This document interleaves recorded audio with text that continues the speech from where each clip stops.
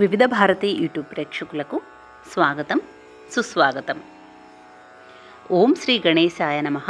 ఓం శ్రీ సరస్వత్యే నమః. శ్రీ గురుభ్యో నమః. ఓం శ్రీ పరమాత్మనే నమః. వసుదేవ సుతం దేవం కంసచాణూరమర్దనం దేవకీ పరమానందం కృష్ణం వందే జగద్గురుం. ఓం శ్రీకృష్ణ పరబ్రహ్మణే నమః. శ్రీమద్భగవద్గీత అథ ప్రథమోధ్యాయః అర్జున విషాదయోగః. ఇంతకుముందు భాగంలోని శ్లోకాలను ఒక్కసారి చదువుకుందాం. సంకరో నరకాయైవ కులజ్ఞానాం కులస్య చ పతంతి పితరో హ్యేషాం లుప్తపిండోదక క్రియాః దోషైరేతైః కులజ్ఞానాం వర్ణసంకరకారకైః ఉత్సాద్యంతే జాతిధర్మా కులధర్మాశ్చ శాశ్వతాః. తర్వాత శ్లోకం నేర్చుకుందాం. ఉత్సన్న కులధర్మాణం మనుష్యాణం జనార్దన నరకే నియతం వాసః భవతి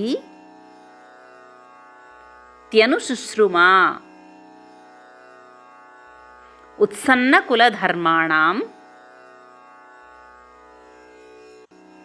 మనుష్యాణం జనార్దన నరకే నియతం వాసః భవతీత్యనుశుశ్రుమా. శ్లోకం మొత్తం కలిపి చదువుకుందాం.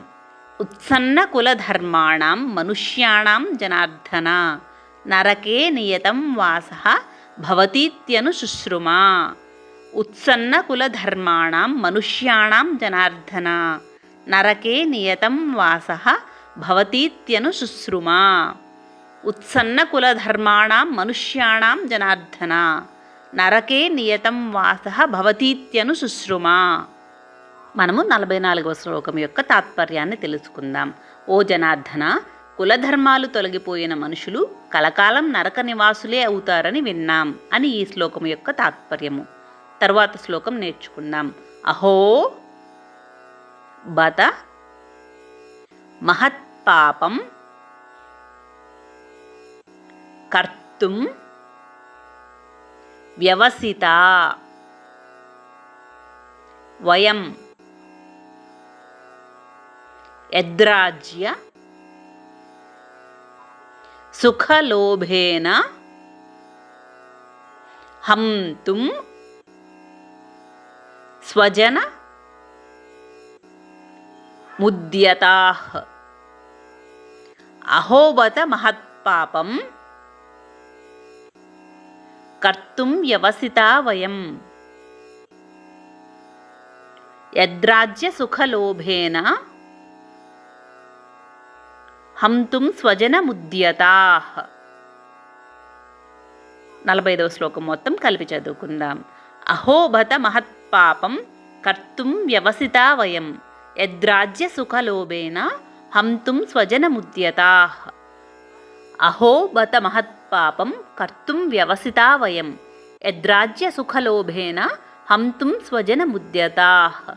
అహోబత మహత్పాపం కర్తుం వ్యవసితా వయం యద్రాజ్య సుఖలోభేన హంతుం స్వజన ముద్యతాః.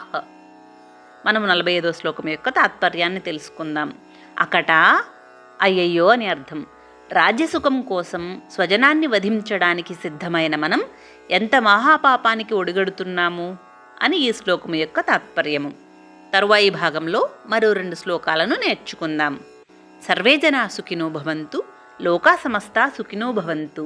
ఓం శాంతి శాంతి శాంతి.